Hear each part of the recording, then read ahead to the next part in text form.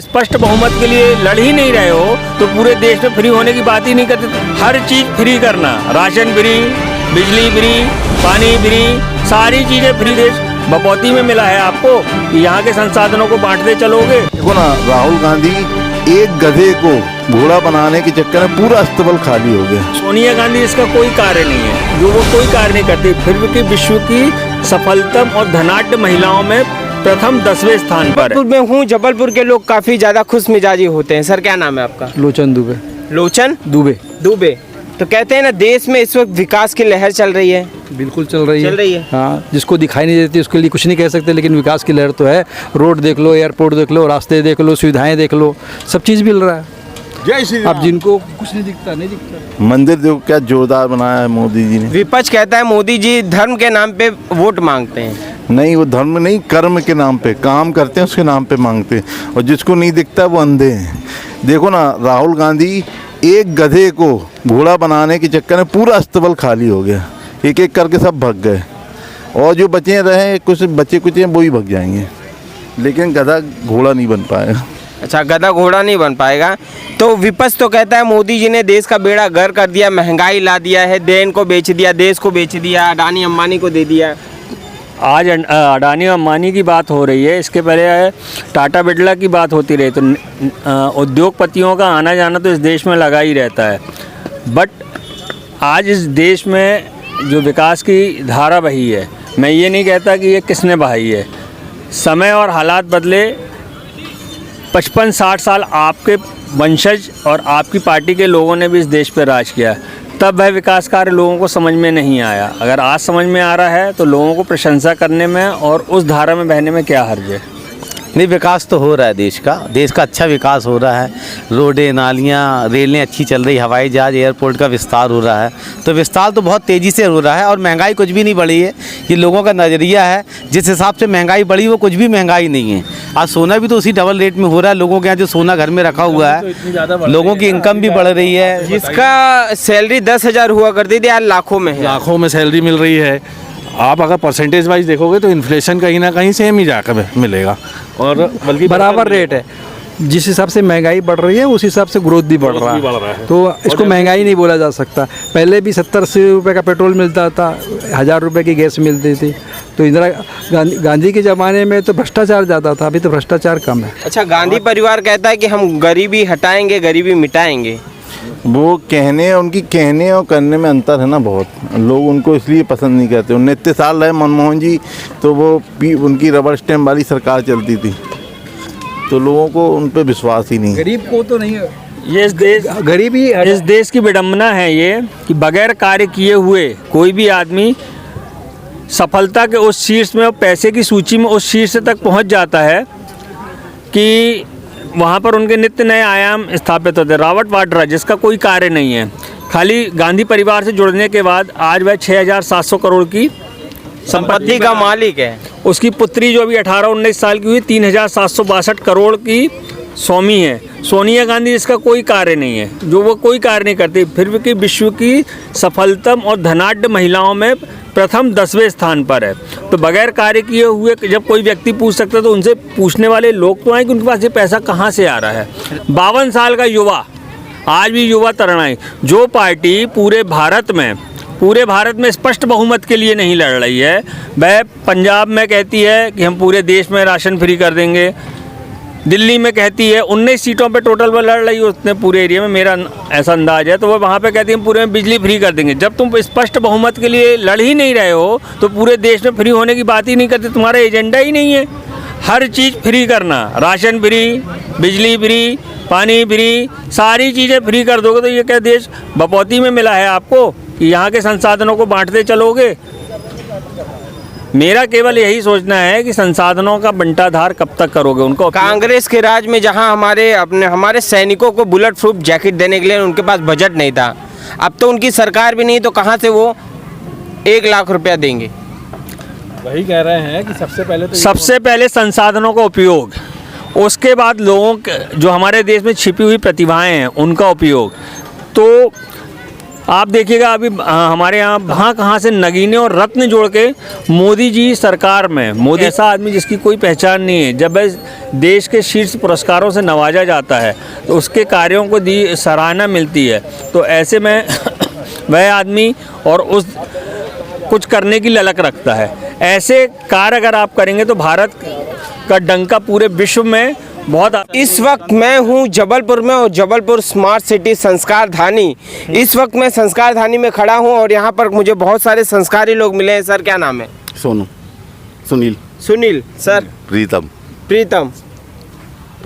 ठाकुर साहब। ठाकुर साहब। सुबह की पहली किरणों के साथ सभी मॉर्निंग वॉक पे निकले हैं। और GD यादव, GD यादव, मोहन राजानी, नवीन नायडू, नवीन नायडू। सर आपका? संतोष भारती, राजा खूबचंदानी। तो राजनीतिक माहौल पूरे देश में छाया हुआ है। सर जी? कलीम मंसूरी।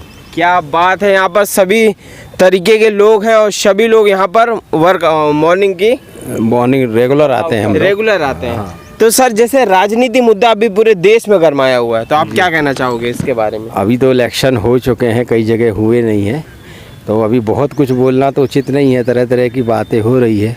मोदी सरकार ने अपने कार्यकाल के दौरान कहा है कि 400 हम पार कर जाएंगे। इसको पकड़िए। और इस तरह से हमारा रिजल्ट आने के बाद ही स्थिति उचित होगी। और हमारे अच्छा, जबलपुर में विकास हुआ है नहीं हुआ? विकास तो सर कम से कम 60% से 70% हुआ है। फ्लाईओवर बना है, स्मार्ट सिटी के तहत राइट ऑन स्टेडियम बना हुआ है। एक हमारा नेताजी सुभाष चंद्र बोस का यहाँ घंटा घर के पास नाटक घर बना हुआ है। शहर में कई जगह स्मार्ट सिटी के माध्यम से। कुमार बनर्जी जी, क्या कहना चाहोगे? जैसे अभी इस वक्त मैं तो MP यूनिवर्सिटी बोर्ड से रिटायर्ड एग्जीक्यूटिव डायरेक्टर हूँ। बिल्कुल। और मैं यहाँ रोज़ घूमने ले आता हूँ और सेहत के लिए इससे अच्छी जगह मेरे ख्याल जबलपुर में नहीं है।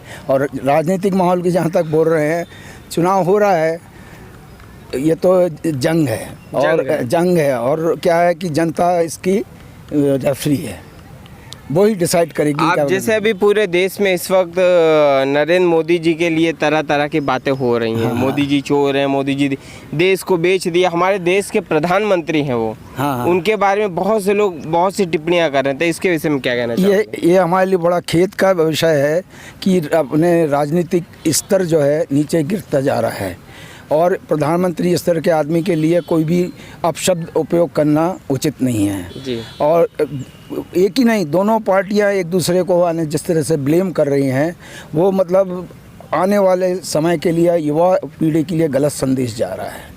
हमको एकजुट होकर रहना चाहिए। जहाँ तक राष्ट्र का सवाल आता है, ये तो इलेक्शन है, इलेक्शन तो होते रहते हैं, परंतु इलेक्शन से ही मतलब नहीं कि आप एक दूसरे को गाली गलौज करें। कहते हैं, विपक्ष कहता है कि मोदी जी धर्म के आधार पे चुनाव करते हैं। नहीं, धर्म एक मुद्दा है। धर्म तो नेचुरली क्या है, रीढ़ है भारत की रीढ़ है। तो उसका उपयोग हो रहा है या नहीं हो रहा है कहना गलत होगा। ये तो मतलब मानव समाज की खुद की फीलिंग है कि वो किस तरह से धर्म को एक्सेप्ट करता है। क्या नाम है सर आपका? नारायण कुमार बनर्जी। मैं रिटायर्ड हूँ MP यूनिवर्सिटी बोर्ड से एग्जीक्यूटिव डायरेक्टर।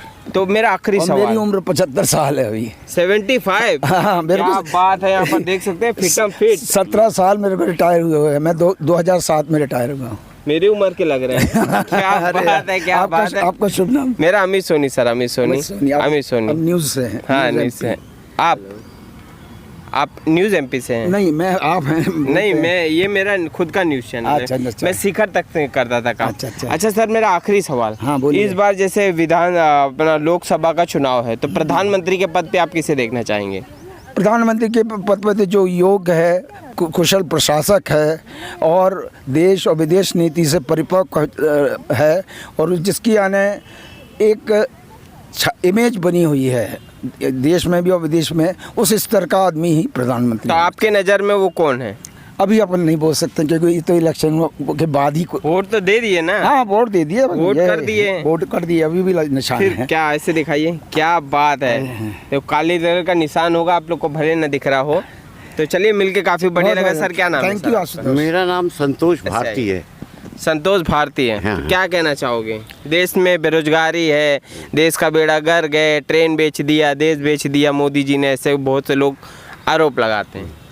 अभी क्या है कि हमारे जितने भी प्रधानमंत्री 2 मिनट मध्य प्रदेश भारत देश में जी जो प्रधानमंत्री बने, हाँ, उन्होंने सिर्फ वादे तो निभाए हैं। कैसे वादे निभाए हैं, है ना, कैसे वादे निभाए हैं ये तो सब पूरी जनता जानती है।